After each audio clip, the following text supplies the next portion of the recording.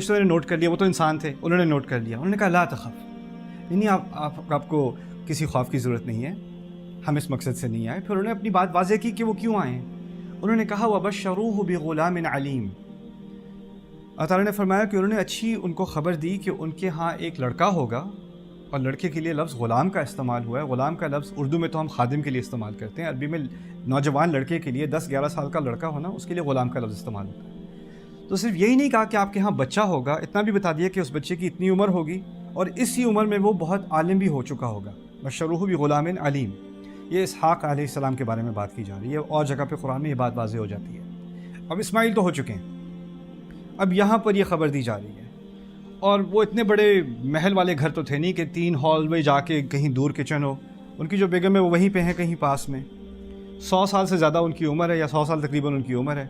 اب وہ فرشتے کہتے ہیں کہ آپ کا بچہ ہوگا، اور بچہ صرف یہی نہیں بچہ ہوگا، وہ اس عمر تک بھی پہنچ جائے گا، یعنی آپ کی عمر بھی آگے ہونی ہے کہ آپ اس کو بڑا ہوتے دیکھیں گے، اسی کی تو خوشخبری دی جائے گی۔ اگر ماں باپ مر جائیں اور بچہ 10 سال کا ہو تو اس کی خوشخبری کا کیا، اس کی کوئی تو کی نہیں بنتی۔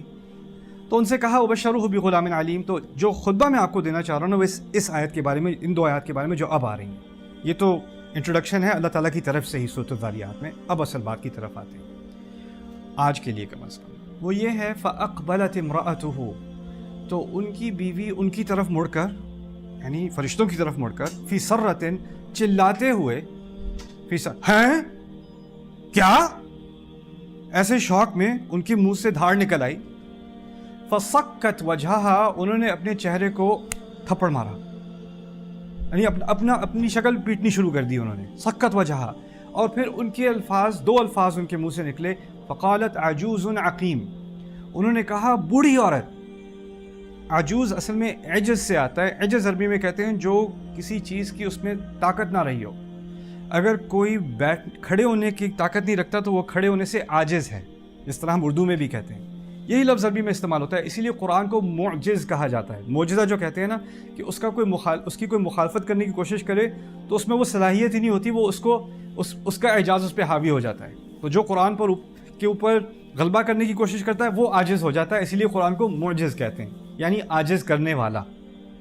تو یہ لفظ انہوں نے کہا میری تو صلاحیت ہی نہیں ہے۔ عجوز میں اور بھی اشارے ہیں، مجھ سے تو اب آرام سے بیٹھا بھی نہیں جاتا، آرام سے کھڑا ہوا نہیں جاتا، میں کہیں سیڑھیوں پہ نہیں چڑھ سکتی، میں کہاں بچہ دوں گی، عجوز۔ اور دوسرا لفظ انہوں نے استعمال کیا عقیم۔ عقیم اصل میں کہتے ہیں ایسی عورت کو جو شروع سے ہی اس میں اللہ تعالیٰ نے یہ صلاحیت نہیں ڈالی کہ اس کے ہاں بچہ ہو، ٹھیک ہے نا، جس کو ہم بانجھ کہتے ہیں۔ تو اگر وہ جوانی کی عمر سے ہی اس میں یہ مرض ہو یا اس میں یہ علت ہو تو اس کو عقیم کہتے ہیں۔ اگر بعد میں جا کے ہو سکتا ہے پہلے اس کے بچے ہوئے، بعد میں اب وہ پریگننٹ نہیں ہو سکتی، اس کو معقوم کہتے ہیں۔ تو عقیم ہوتا ہے شروع سے۔ تو انہوں نے یہ 2 لفظ استعمال کیے اپنی شکل پہ، انہوں نے ہاتھ مارے، چیخ ماری اور کہا عجوز عقیم، بوڑھی عورت جو بانجھ رہی ہے ساری عمر، یہ 2 الفاظ انہوں نے استعمال کیے۔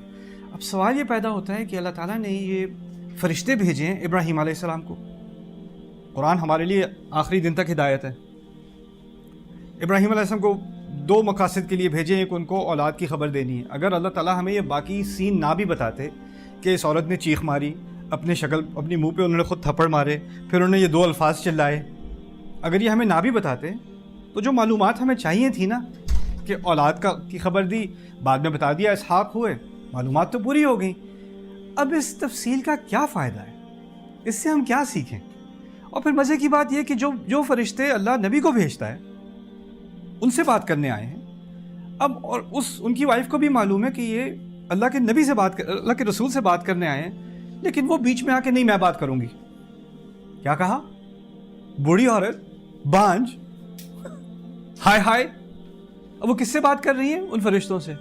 وہ فرشتے یہ بھی نہیں کہتے دیکھیں میڈم ہم جو ہیں یہ ابراہیم علیہ السلام سے بات کرنے آئے ہیں، یہ آپ کا بزنس، یہ آپ کے پروٹوکول سے، ہمارے پروٹوکول کے خلاف ہے، ٹھیک ہے، ہم صرف انبیاء سے بات کرتے ہیں، آپ سے بات نہیں کریں گے۔ انہوں نے ان کا جواب دیا، قالوا کذالک، جی ایسا ہی ہوگا، قال ربک، اسی طرح آپ کے رب نے کہا ہے، انہ هو الحکیم العلیم، وہی سب حکمت والا ہے، وہی سب جانتا ہے۔ عام طور پہ اکثریت قرآن میں آپ کو ملے گا العلیم الحکیم، کچھ مقامات پر ہے الحکیم العلیم، حکمت پہلے علم بعد میں۔ اور یہ جواب ان فرشتوں نے اس بوڑھی عورت کو دیا۔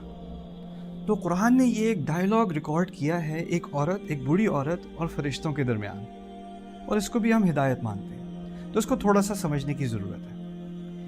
جب میں اس صورت پہ کام کر رہا تھا تو مجھے خیال آیا کہ یہ دو الفاظ بہت گہرے ہیں، عجوز، حکیم، اور ان کا جو ریاکشن ہے نا یہ بھی بہت گہرا ہے۔ تو میں نے اس پہ تھوڑی سی تحقیق شروع کی کہ جو عورتیں بچہ نہیں دے سکتی ان پر کیا گزرتی ہے، ان کی نفسیات کیسی ہوتی ہیں۔ مجھے نہیں پتا تھا کہ 60 to 80 ملین، اردو میں مجھے نمبرز نہیں آتے ابھی، 60 to 80 million women around the world cannot have a baby. 60 to 80 million. اور اب سٹیٹس بدل رہے ہیں، پرسنٹیجز بدل رہی ہیں۔ 20 سے 30 کی عمر میں 13% عورتیں ایسی ہیں جن کا چانس ہے کہ ان کا بچہ نہیں ہوگا، اور یہ چانس 30 سے 40 میں اب بڑھتا چلا جا رہا ہے۔ نئے سینسسز آ رہے ہیں، 30% چانس ہو گیا، 40% چانس ہو گیا۔ تو اب یہ کسی ایک عورت کی مشکل نہیں ہے، یہ کروڑوں عورتوں کی مشکل ہے، اربوں عورتوں کی مشکل ہے۔ اور اس کے بارے میں پھر میں نے جو ریسرچ پیپرز ہیں، جن لوگوں سے، ان لیڈی سے انٹرویوز کیے گئے ہیں، جو عورت اب 70s 80s میں پہنچ چکی ہے، اس کی کبھی اولاد نہیں ہوئی، اس کی لائف کیسی ہے، اس کا اس بارے میں کیا خیال ہے، اس پر کیا اثر پڑا، ان کے سرویز کیے گئے ہیں، ان پہ اسٹڈیز کی گئی ہیں مختلف یونیورسٹیز میں دنیا میں، اس میں سے کچھ چیزیں سامنے آتی ہیں۔ وہ یہ ہیں کہ ایسی عورت جو بچہ نہ اس کا ہو سکا ہو اور وہ شادی شدہ بھی ہو، اس میں ڈپریشن اور انگزائٹی اور اس کو اپنے آپ کو کم تر سمجھنے کے احساسات باقی عورتوں سے 70-80% زیادہ ہوتے ہیں۔ اس کے ذہن میں کچھ احساسات ہوتے ہیں جیسے میں نے اپنے شوہر کا حق ادا نہیں کیا، اس کی خواہش تھی میں اس کو نہ دے سکی، میں کم تر ہوں، میرے اندر کچھ خامی ہے، جو میرا مقصد تھا میں پورا نہ کر سکی۔ اس کے اندر ایک اور احساس ہوتا ہے کہ میرے والدین کی بڑی خواہش تھی کہ ان کے ہاں پوتا ہوگا، میں اپنے والدین کو پوتا نہ دے سکی، تو میں کم تر ہوں۔ اور اس کو جو یہ احساس کمتری ہوتا ہے نا، وہ اس کو ڈپریشن میں لے جاتا ہے، انگزائٹی میں لے جاتا ہے، اور زیادہ دیر انسان انگزائٹی میں اور ڈپریشن میں رہے نا تو اس کو اپنے آپ پر غصہ آنا شروع ہو جاتا ہے۔ تو ایک دفعہ اپنے آپ پر غصہ آنا شروع ہو جائے نا تو آپ کو ارد گرد سب پہ بھی غصہ آنا شروع ہو جائے گا، تو اس کی پرسنالٹی جو ہے وہ ایجیٹیٹڈ ہو جاتی ہے، اس کو غصہ آنا شروع ہو جاتا ہے، اس کی آواز اونچی ہو جاتی ہے، وہ اگریسو ہو جاتی ہے، یعنی اس کی زندگی میں اتنی مشکلات آتی ہیں۔ پھر مجھے ایک سروے ملا، ایک وار زون میں 500 عورتوں کا انٹرویو لیا گیا وار زون کے اندر، جن کی اولاد نہیں ہو سکتی تھی، اور ان سے پوچھا گیا آپ کی زندگی کا سب سے ٹرامیٹک، سب سے مشکل ترین ایکسپیرینس کیا تھا وار زون میں رہتے ہوئے۔ انہوں نے کہا کہ ہمارا بچہ نہیں ہوا۔ تو یہ کوئی عورت کے لیے، میں اور آپ تو یہ ترجمہ پڑھ لیں، مرد ہم پڑھ لیں یہ ترجمہ، آگے نکل جائیں، ہمیں پتہ بھی نہ چلے۔ کوئی عورت اگر ایک عمر تک پہنچ چکی ہے نا جس کی اب اولاد نہیں ہو سکتی، اور اس نے ساری زندگی اس انگزائٹی میں گزاری ہے، ساری زندگی اس ڈپریشن میں گزاری ہے، اور ہماری سوسائٹی تو ایک خاص طرح کی رحمت ہے، ہماری سوسائٹی میں تانے بھی سننے پڑتے ہیں اس کے اوپر۔ ایک تو اپنے اندر آپ اپنے آپ کو کوس رہے ہو، اور پیچھے سے سسرال نے کوئی کسر نہیں چھوڑی، شوہر نے کوئی کسر نہیں چھوڑی، آپ کے اپنے والدین نے کوئی کسر نہیں چھوڑی، ہر طرف سے تانے سننے کو ملتے ہیں۔ اور پھر ایسا بھی ہوتا ہے کہ اگر فرض کریں ایک بہن ہے، اس کے ہاں بچہ نہیں ہو رہا، اس کی چھوٹی بہن کی شادی ہوئی، وہ پریگننٹ ہو گئی، تو باقی سب تو خوش ہیں، اس کے اوپر جو احساس کمتری جو ہے وہ 100 گنا زیادہ بڑھ جاتا ہے، اس میں ڈپریشن آ جاتی ہے کہ میرے اندر کیا خامی تھی۔ تو آپ اندازہ کریں یہ جو عورت ابراہیم علیہ السلام کے ساتھ ہے، اور ابراہیم علیہ السلام کب سے دعائیں کر رہے ہیں امت کے لیے، اور اللہ تعالیٰ نے ان سے وعدہ کیا ہوا ہے کہ رسالت ان کی اولاد میں دی جائے گی، یہ سارے وعدے ہیں، اور یہ عورت ان کے ساتھ ساری زندگی اس نے گزاری ہے، اور پھر دوسری شادی بھی ہوئی ہے، وہاں اولاد بھی ہو چکی ہے، اتنی بڑی عمر میں جا کے اب بھی ان کے پاس کچھ نہیں ہوا۔ کس ڈپریشن میں ہوگی یہ عورت، کیا احساسات ہوں گے اس عورت کے۔ تو اس چیز کو سامنے رکھتے ہوئے اگر آپ سوچیں کہ وہ عورت بیٹھی ہوئی، اس کی زندگی ختم ہونے والی ہے، اب تو تقریباً 100 سال کی ہو گئی ہے، اب وہ سنتی ہے بچہ ہوگا آپ کے ہاں، تو اس کو ایک دم سے غصہ بھی آتا ہے، چیختی ہے، وہ اس کو پروٹوکول کا کوئی احساس نہیں رہتا۔ فرشتوں کے جانتی ہے وہ فرشتے ہیں رضی اللہ عنہ، ان کے سامنے آ کے کہتی ہے بوڑھی عورت میں جب جوان تھی تو کیا مسئلہ تھا، اب آ کے مجھے دینا ہے، اب کیوں دینا ہے، پہلے کیوں نہیں دیا، پہلے سے مجھے عقیم کیوں رکھا۔ تو دو سوال ہیں، انگلش میں کہوں گا وائی ناؤ، اور دوسرا سوال ہے وائی ناٹ بیفور۔ تو اب تو مجھ سے کھڑا نہیں ہوا جاتا، میں کیسے جنم دوں گی، اگر دوں گی تو میں اتنے بچے کا خیال کیسے رکھوں گی، جو میری عمر تھی بچے کو انجوائے کرنے کی، اس کا خیال رکھنے کی، وہ تو آپ نے مجھ سے چھین لی، میری ساری زندگی آپ نے مجھے بانجھ رکھا، اور اب میں بوڑھی ہو گئی ہوں تو آپ سمجھتے ہیں یہ اچھی خبر ہے، اور اگر یہ کرنا ہی تھا تو مجھے شروع سے بانجھ کیوں رکھا، یہ تو زیادتی ہے، یہ کیسے؟ تو اس کا چیخنا اور اس کا اپنی شکل پیٹنا تھوڑا سمجھ میں آنا شروع ہو جاتا ہے. یہ صرف کو کہنے کی بات نہیں، یہ بہت زیادہ ایک زندگی بھر کی ڈپریشن ہے اس عورت کو، زندگی بھر کا رنج ہے. دیکھیں میں آپ کو اس کی ایک اور مثال دیتا ہوں. فرض کریں کوئی جیل میں ہے، اس کو ظالمانہ طور پہ اس کے خلاف کیس غلط کیا گیا، جعلی ثبوت دیے گئے، اس کو جیل میں ڈال دیا. 20 سال اس نے جیل میں گزارے. 20 سال بعد پتہ چلا کہ ثبوت جو ہیں وہ غلط تھے، فیبریکیٹڈ تھے، بات غلط تھی. چلیں جی آپ باہر آ جائیں، آپ کو رہا کیا جا رہا ہے. جب اسے 20 سال بعد رہا کیا جائے گا نا، وہ خوش ہوگا یا ڈپریشن میں ہوگا؟ ڈپریشن میں ہوگا. کہیں 20 سال تم لوگوں نے میری زندگی مار دی، میری ساری جوانی میری برباد کر دی. اب میں کیا خوش ہوں کہ تم نے مجھے رہا کیا؟ یہ کیا رہا کیا تم نے مجھے؟ پہلے نہیں کر سکتے تھے یہ، جب میں چلا رہا تھا کہ میں نے نہیں کیا، یہ میں انسنٹ ہوں. تو انسان کے ذہن میں یہ خیال آتا ہے، اور جو خیال اس عورت کے ذہن میں آیا، جس کو اس نے ایکسپریس کیا، اس نے فرشتوں سے ایکسپریس کیا، جانتے ہوئے کہ فرشتے کس کے نمائندے ہیں؟ اللہ تعالیٰ کے. تو ایک طرح سے انہوں نے براہ راست اللہ تعالیٰ سے ایکسپریس کیا. جس طرح لوگ اگر رسول سے آ کے پوچھ رہے ہیں علیہ الصلوۃ والسلام کوئی سوال، کیونکہ رسول صلی اللہ علیہ وسلم اللہ تعالیٰ کے نمائندے ہیں، تو اس طرح ہے کہ اللہ تعالیٰ سے کی طرف سے ہی جواب آئے گا نا، اللہ سے ہی پوچھا جا رہا ہے. اسی لیے کہا ہے من یطع الرسول فقد اطاع اللہ، جو رسول کی اطاعت کرتا ہے وہ اصل میں اللہ کی اطاعت کر رہا ہے.